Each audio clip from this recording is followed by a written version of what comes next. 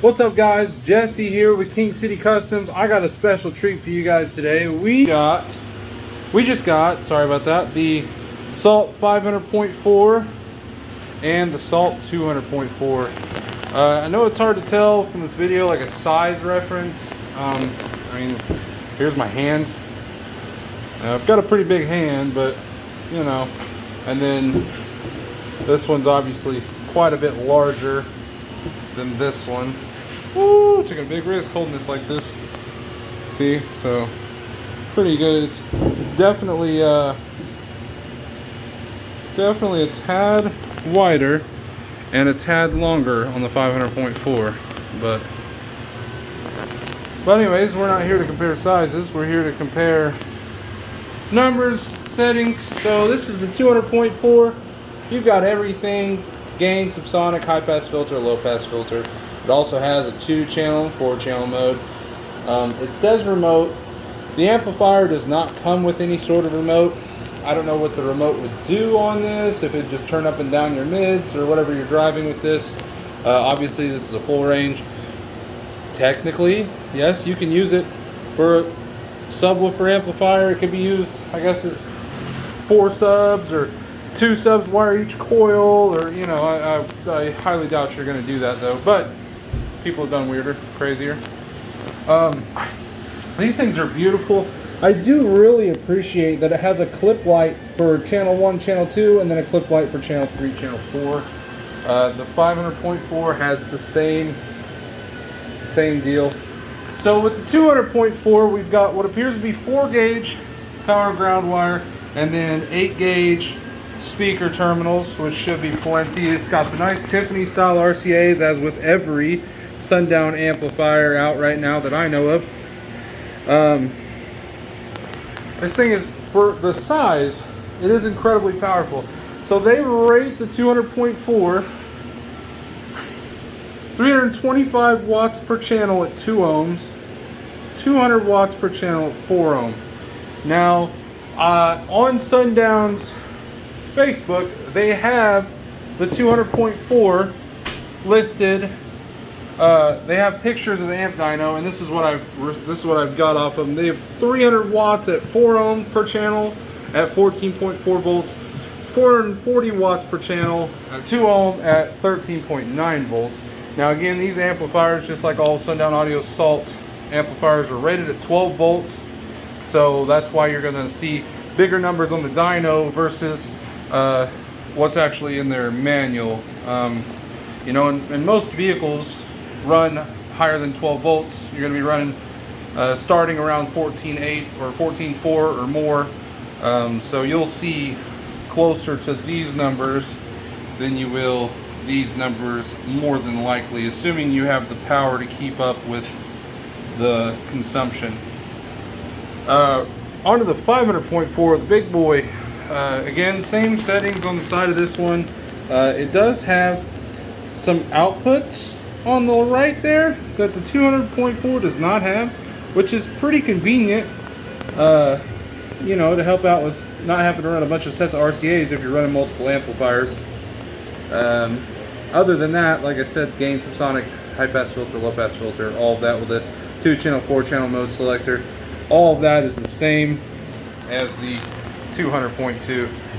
Again, the 200.4. The 500.4 has the 0-gauge power and ground with the same 8-gauge speaker terminals.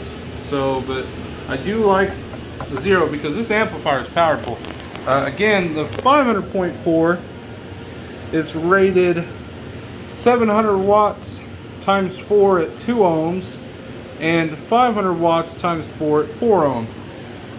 The amp dyno, they have 550 at 4 ohm at 13.2 volts, and then 650 watts per channel at 4 ohms at 14.4 volt.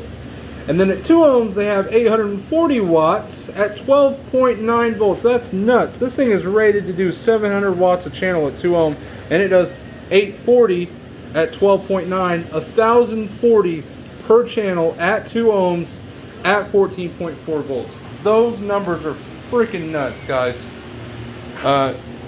The retail pricing on these amplifiers. The 500.4 is about $900, and the 200.4 is $726, I believe, $725.99. This one's $901.99. So in the grand scheme of things, these little powerhouses are pretty fairly priced, in my opinion. And you know, if you're running the Salt amplifier for your subs and you want an amplifier to match for your mids and highs, boy, these things are beautiful. And just like with the other amps, you can flip them either direction and they will still say the Sundown Audio the correct way. And you know, just absolute beautiful, amazingly built, and they're heavy. I mean, you can tell they're not like, you know, I don't mean like they're pretty heavy. That one's a little chunk right there, and this one I don't even know if I could pick it up with one hand. I mean, obviously I could if I could get a grip on it, but whoo, thing's heavy. Tell you what, give me just a second, guys. I'm gonna find a tape measure so I can get some actual dimensions on these. All right, got a tape here. The 200.4 appears to be about, I would safely say, 2 3/4 on the money for a height. Width, we're looking at 6 7/8 or so. And then the, well, whatever direction you want to call this, the length, including the speaker outputs, they stick out pretty far. You're looking at about 13 3/4. And again, that is on the 200.4. The 500.4 is a little beefier. I don't know that it's taller, but we're about to find out. Yep, she is taller. A little, just a little bit. It's about, I would safely say, 3 inches tall. Man, that's a close one. It's hard to tell on the camera, guys, you know. My professional opinion, I would say 2 7/8. Whoop, I'll drop the phone. For a width here, we're looking at about 8 5/8 on the money. And then a length, again, the speaker outputs stick out. This is from the, it's gonna be just like with the last one. We're doing from the input on this side. There we go. I would call that about 16 3/4. Let's try over here. Yeah, I would call that about 16 3/4 from amp feet to speaker outputs. Anyways, guys, there you have it. These little things are powerhouses. I'm not gonna lie, I couldn't believe the dyno numbers. Even knowing the Salt amps are extremely underrated, just like with the Salt 4, Salt 6, Salt 8, Salt 12, I still couldn't believe when I seen these dyno numbers on these 4 channels that they're doing that much power. And those dyno runs were certified dyno runs, so up to 1% THD, you know, clean power essentially, not ran to clipping. You know, uncertified, I'm sure they would do probably more power, but you really don't want to run your mids to clipping. They'll sound like dirt.